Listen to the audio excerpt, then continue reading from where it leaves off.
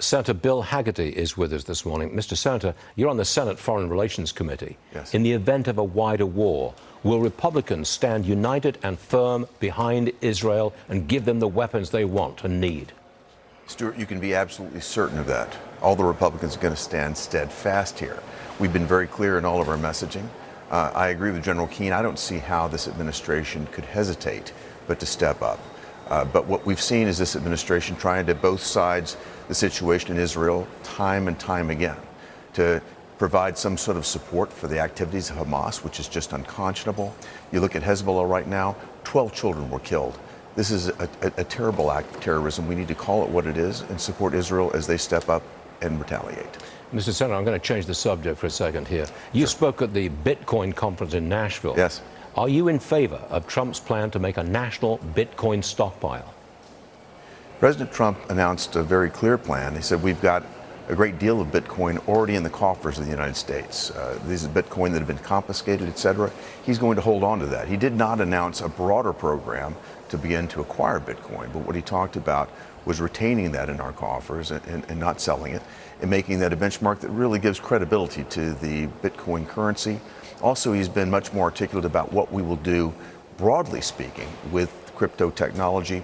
He's going to end the war on crypto that's been waged by this current administration. He's going to stand against a central bank digital currency, which is directly the means and method that this administration seems to want to deploy, just in the same way that China uses its digital yuan as a means of controlling financial transactions in their country. We do not want that to happen here in America, even though the Biden administration seems to move every bit in that direction. President Trump favors the decentralized nature of this currency. He also favors the ability to self-custody the currency.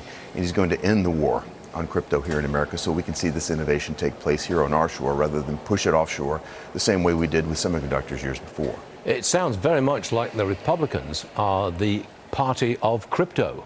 Is that accurate? And the Democrats are not. I think that's very accurate, Stuart, and I think President Trump's speech made it increasingly clear.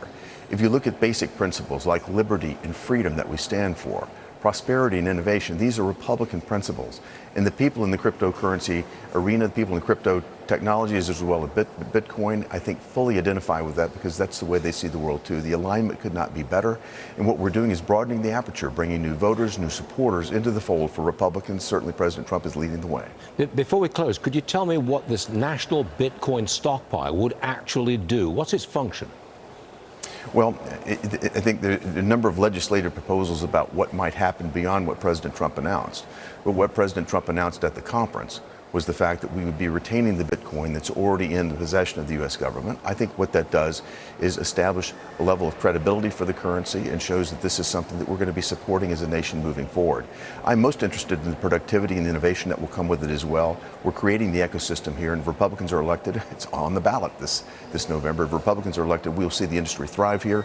If Democrats retain power, they're doing everything they can to kill this industry. Senator Bill Hagerty, thank you very much for taking time out to be Stuart. with us this morning. Always appreciate it. Great to be with you. Thanks very much indeed. Thank you.